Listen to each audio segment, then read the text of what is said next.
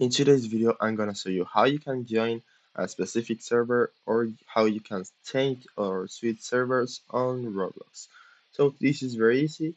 As you probably know, if you click this play button and then you leave and join again, you might join to same server. Or maybe if you have a friend playing in this specific game, it will automatically join to your friend, and maybe you don't want that. So I'm going to show you how you can join any server you want. Okay, so to do this, you need to go to the game you want to join, then scroll down and you will see servers.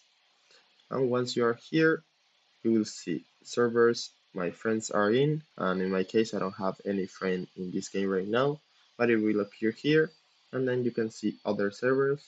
You can click this button to exclude full servers, and then you can join any server you want. You can filter it by more or less players, and that's it. Now you just click join, and then it will take a few seconds and you will join this server. Then if you want to change it, just leave, go to servers again and join the one you want.